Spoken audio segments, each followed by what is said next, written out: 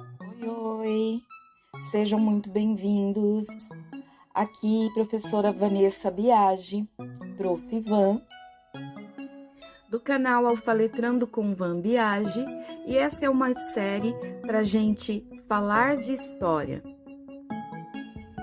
Se te interessa, então vem, escuta que eu te conto. E nessa primeira sequência de vídeos, falaremos sobre um assunto muito importante da história: a Primeira Guerra Mundial. Nessa sequência, teremos 5 tópicos importantes: La Belle Époque, causas da guerra, o estopim da guerra, dinâmica da guerra e os efeitos da guerra. Será uma sequência com 5 vídeos em que falaremos desse importante fato na história mundial. Só vem! Quer compreender esse importante fato histórico? Então escuta que eu te conto. Mas antes, roda a vinheta.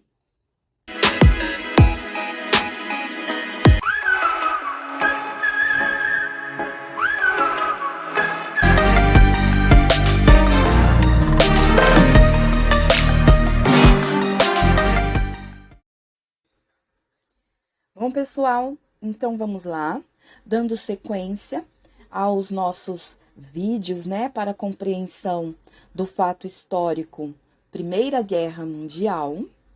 No primeiro vídeo falamos sobre La Belle Époque, um importante período aí que é importante compreendermos para que possamos entender melhor o que foi a Primeira Guerra Mundial.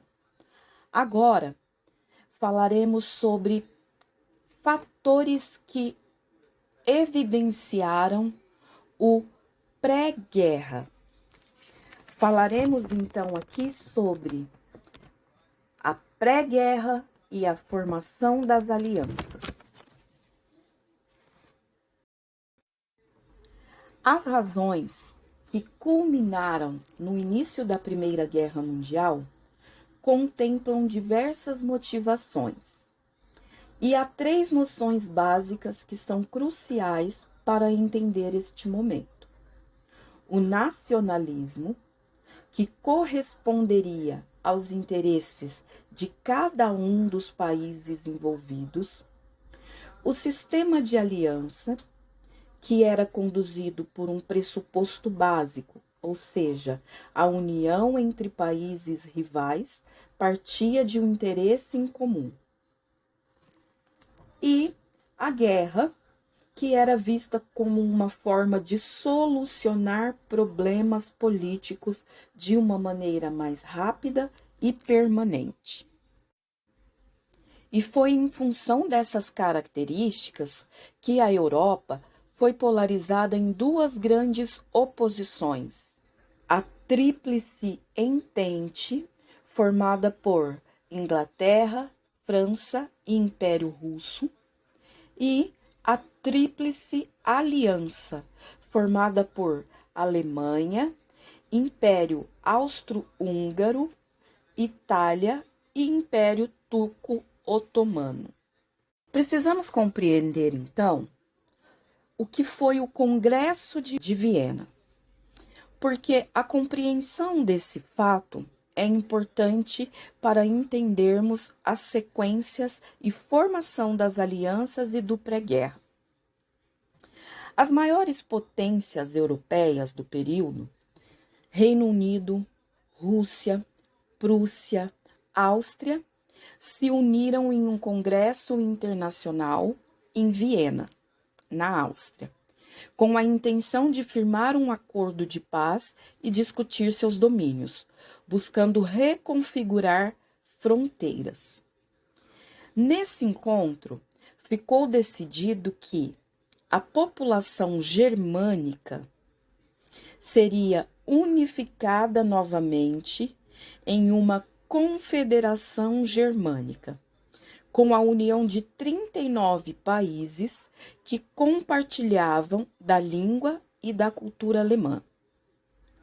A Áustria e a Prússia ficaram designadas como líderes da confederação, uma vez que partilhavam dessas características e eram potências dominantes.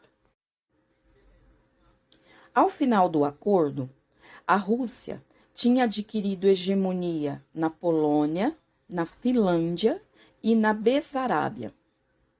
O Império Austríaco garantido território nos Balcãs e no norte da Itália. E a Prússia tinha expandido seu território e domínio. A Inglaterra, além de adquirir novos territórios, também garantiu forte controle das rotas marítimas. Outro importante interesse do Congresso era estancar o avanço dos ideais liberais da Revolução Francesa, restaurando um poder centralizado, ou seja, a monarquia. Essa ambição uniu Rússia, Prússia e Áustria em uma aliança que ficou conhecida como Santa Aliança, cujo propósito estava em intervir militarmente em um território europeu cujo regime monárquico estivesse em apuros. A Santa Aliança sucumbiu rapidamente, anos mais tarde. Todas essas ações, definidas pelo Congresso de Viena, culminaram, a partir de 1848, no movimento que ficou conhecido como Primavera dos Povos. Após o Congresso de Viena, a Alemanha, por exemplo, ainda não existia. A população alemã integrava a Confederação Germânica, com a associação de vários estados que partilhavam da mesma ancestralidade e da mesma língua. Esses povos eram liderados pela Áustria e pela Prússia, também integrantes da Confederação. A partir de meados de 1850, os ideais nacionalistas passaram a ditar a necessidade da união dos povos germânicos em um único território, a Alemanha. A unificação alemã, também chamada de pangermanismo. O Império Russo ambicionava os territórios da Europa Central. Como justificativa, se apoiava em um argumento nacionalista. A Mãe Rússia era a matriz de todos os povos eslavos e devia incorporá-los em sua área de influência. Esse discurso deu origem ao chamado pan-eslavismo, trazendo atritos entre a Alemanha e o Império Austro-Húngaro. Assim como os povos germânicos, a Itália também lutou pela unificação de seu povo. A unificação italiana deixou questões não resolvidas. Uma delas correspondeu a territórios considerados italianos, mas até então incorporados à Itália, as ditas províncias irredentas, Trentínio, Ístria e Dalmácia, então nas mãos do Império Austro-Húngaro. Outra situação determinante foi como a Alemanha manobrou a rivalidade entre Itália e Áustria. A Itália tinha reivindicações sobre territórios que estavam sob sua autoridade austríaca. Mas, sendo a primeira militarmente mais frágil comparada com a segunda, os alemães prometeram negociar com os austríacos as exigências italianas. Assim, atraíram a Itália para um arranjo entre as grandes potências. Estava então formada a Tríplice Aliança. É importante destacar também a rivalidade entre Inglaterra e Alemanha. A Inglaterra era o berço e foi o destaque da Revolução Industrial durante grande parte do século XIX. A Alemanha se unificara com a industrialização prussiana, tornando-se, desde o fim do século XIX, a grande concorrente da Inglaterra. Havia ainda o revanchismo francês, pois o marco da unificação alemã foi a vitória sobre a França em 1871, no conflito franco-prussiano. Uma ferida aberta havia ficado: a questão dos territórios da Alsácia-Lorena, outrora sob o domínio dos franceses e agora sob o dos alemães. O interesse alemão pelo território estava relacionado com o princípio nacionalista, uma vez que uma grande população germânica ainda ocupava a região. Por outro lado, o interesse francês estava relacionado com a grande fortuna do território, rico em carvão e ferro. Portanto, a tomada da Alsácia-Lorena despertou o ressentimento francês e poucos anos após a derrota no conflito franco-prussiano, o país já tinha reorganizado seu exército para ser equivalente ao alemão em tamanho. Assim, nascia o chamado revanchismo francês. A partir de então, a diplomacia europeia ficou plenamente tensa até 1914. Com a expansão agressiva da marinha alemã, a tensão piorou. Em 1905, assistiu-se ao episódio da crise marroquina, resultado da disputa entre Alemanha e França sobre o território do Marrocos.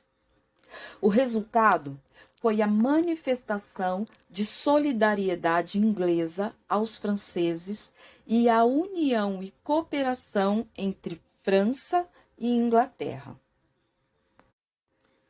Com isso, o status do Marrocos não se alterou. Os interesses da Inglaterra e da França se uniram e houve um distanciamento alemão em relação aos demais estados. Com o chamado entendimento cordial entre ingleses e franceses, somado à oposição de alemães e austríacos ante os interesses russos na Europa Oriental, fundou-se um pacto chamado de Tríplice Entente. A partir daí, intensificaram-se as frentes militares nos países e o investimento em armamentos.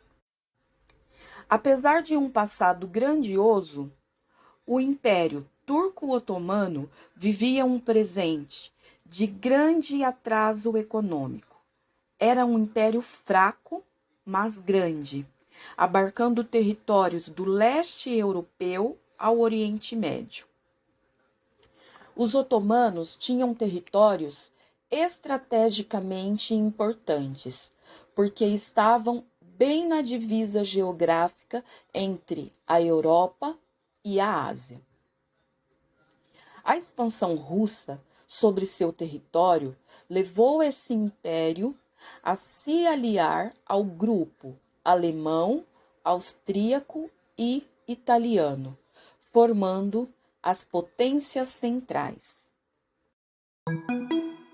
Curta, compartilhe, ative o sininho, se inscreva no canal e não deixe de assistir aos nossos próximos vídeos. Um beijo e até o próximo. Tchau!